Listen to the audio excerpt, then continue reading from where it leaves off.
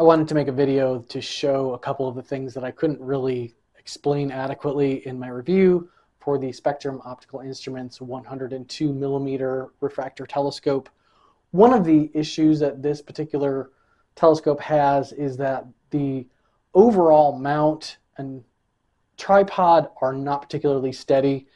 I can just gently pull this, and actually I can tighten this up a little, but even with having all that tight, that moves quite a bit, and I'm not even pulling on it much. The tripod leg is actually moving. I know you can't see that in the video, but the tripod leg is moving too, because the joint where the outer leg goes with the extension, it bends there.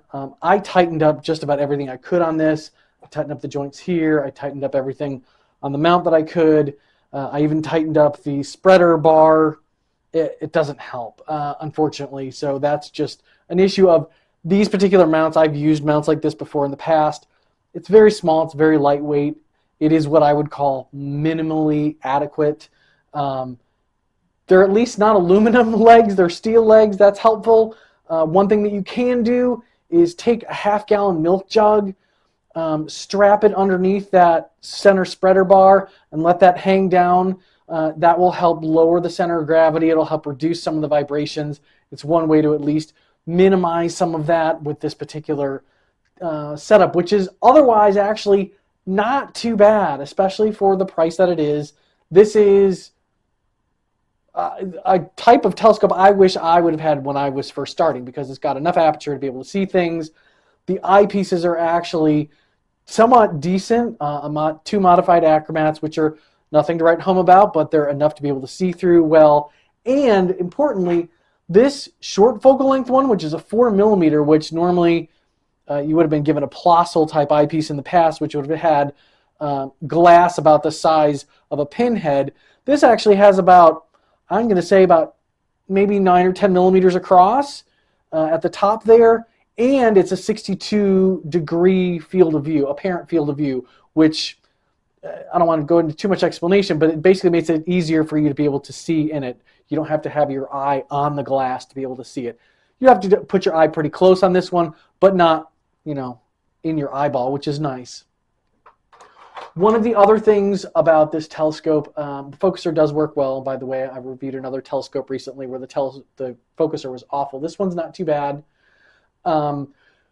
The video that is part of the instructions that you access through a QR code does a pretty good job of showing most of the setup. It even shows you a little bit of how to use it. What it does not do is show you how to aim any other direction other than north. Now, I've got some videos out on that big fancy video site that you may find, or other people will show you how to use this type of telescope. But just very quickly, I want to show this because it was literally something that would have taken them 5 seconds to do in the video. So if this is aiming north.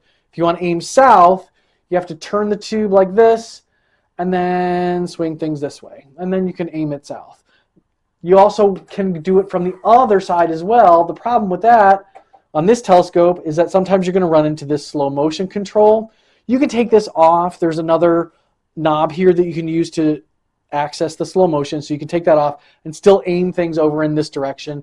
You can look at things overhead without having to run into that. You can look at things overhead this way and go back and forth. You really can see anywhere you need to in the sky, and you want to use the right ascension knob to be able to control the slow motion, because when you aim this north and you have your latitude set and your level and you're aimed towards Polaris, it makes it so much easier to be able to track things at higher magnification.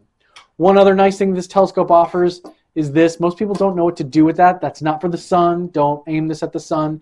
This is to stop down the aperture so you can look at the moon, because the moon is really bright, and when you use this cap, you don't get quite as much resolution, but you're not going to go crazy trying to see things because this setup does not come with a filter, that neutral density filter that knocks down some of that glare. So that's one way to be able to do that, and that is helpful. Overall, yes, it's minimally adequate for the mount and the tripod, which are okay for beginners. You may be frustrated because I found that this vibrations took an ungodly 6 to 8 seconds to settle down. So you're going to have to use this at high magnification in almost dead calm conditions. Otherwise, it's just going to be jumping all over the place at high magnification. But the nice thing is that this comes with a Vixen dovetail bar. So you can use this on almost any other tripod out there. So if you do want to upgrade someday and say, I really need a better mount, you can just get the mount.